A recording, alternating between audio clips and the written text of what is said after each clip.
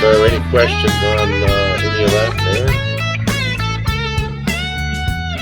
And I've kind of gotten used to using like a notepad here. That way it's something I can move around, right? And I can look at it. And then I've used I use Desmos, which hopefully I can find you. There's Desmos. And I use it as like a scribe. Because now in this big net we're throwing out, you're going to see a lot of variables presented in a variety of different ways. So it's important to establish what we're going to do. But let me just pause a moment and talk about the announcement here. I've thrown tons and tons and tons and tons and tons and tons and tons and tons and tons and tons and tons and tons and tons and tons and tons and tons and tons and tons. Looks like a duplicate there. Tons of anyway, because we're throwing out this net. Depending on how far we get into this,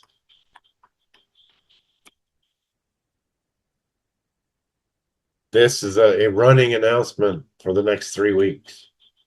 What I try to do is capture some snapshots to break all this complicated information down into little pieces.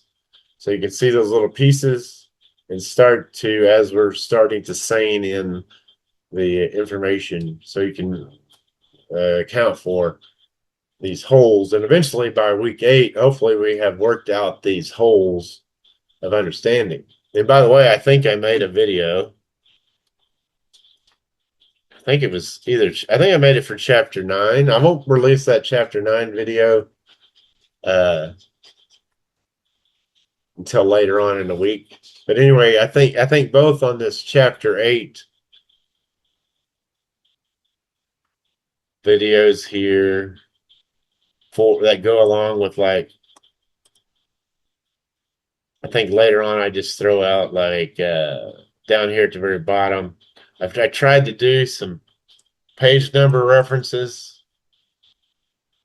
If you prefer the the textbook, throwing in what the textbook's saying about variable assignments. Notice the P naught. Notice the P naught.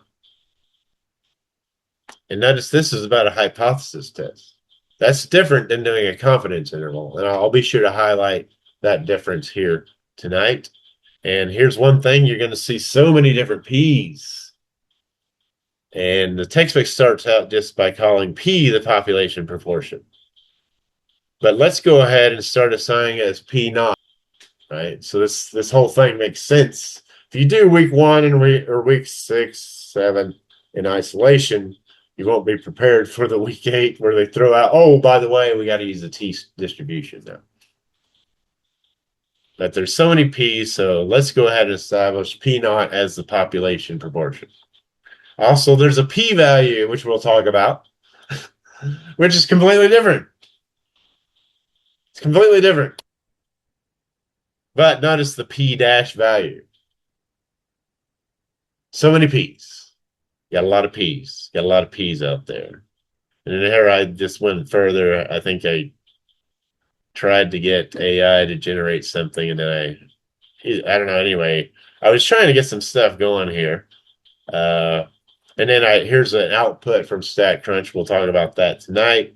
We'll talk about what a level of significance is. And here, anybody ever remember Prince from the 80s? Remember he changed his name to some symbol? So then MTV didn't know how to refer to him, so they started calling him the artist formerly known as Prince. I don't know why they didn't say, oh, and here we will see, and then hold up a sign with the symbol. I don't know, but that's the way they had to do it. I guess that's how they decided to code it. They decided to code it that way. But anyway, this is what was formerly known as a type 1 and a type 2 error when we were doing a hypothesis test. Now we're just going to say good and bad. Good and bad. That's good because mathematicians for years and years and years and years and years insisted on coding it as a type 1 or a type 2 error. But this textbook, I'm very happy that they have gotten rid of that additional coding of something that's very complicated. So here are two mistakes you can make. If the hypothesis is actually true and you reject it, that's bad. That's no longer a type 1 error. It's just bad. And I like that because we don't have to code this into our brains anymore. And then if the hypothesis is true and you do not reject it or fail to reject, it's good. That's not making a type 1 error. And then if the null is actually false and you conclude to reject it, that's good. But if you do not reject it, it's bad. That's the type 2 error. Anyway, just so you know a little background that this text, I like this good and bad thing much, much better. This relates to the significance level. So you can think the probability of making a type 1, a bad decision, these two boxes right here, is this significance level. So that's pretty good. That's a pretty low probability. Usually you're going to do a 0.05. That is like, that's going above and beyond. And I'm assuming that the statistician company or whatever you call those anymore, what do we got out there? Gallup. Anybody ever heard of Gallup polls? That was like the big one for years. Now there's a lot more competition out there. So you can kind of look at a variety of different polls and see, oh, they're varying. But anyway, if a statistician company was going to pursue a level of significance that low, they would have to apply some pretty good resources, or they might do the general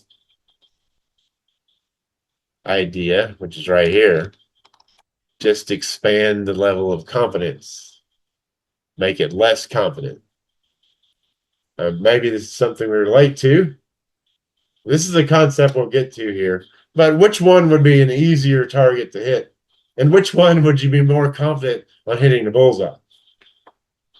The one on the right. I don't know if that's 95. I would say, it depends on the range of this target.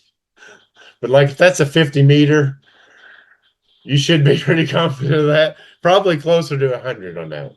But like if that's the 300, right? You might be a little bit. But anyway, so let's look at this somewhere between throwing darts and firing on a range. So like you should be less confident with a smaller target. And here's the beauty of statistics. Remember, we're trying to satisfy CEOs, politicians. If we're statisticians, that's our job, is to provide information to them. So our trick is not me. I'm assuming we are. I'm just a teacher. I'm not a statistician. But anyway, to make it widen the interval, you're going to be less confident, but it's going to have a narrower interval in which to shoot at, right? Anyway, we'll get to that. We're going to get to that, but I'm going to do some problems that I have assigned. Notice the formula overload. Notice the formula overload. Notice the formula mathy overload. Notice the formula variable assignment overload and information overload. That's why I'm throwing out a net. So we can kind of piece this all together.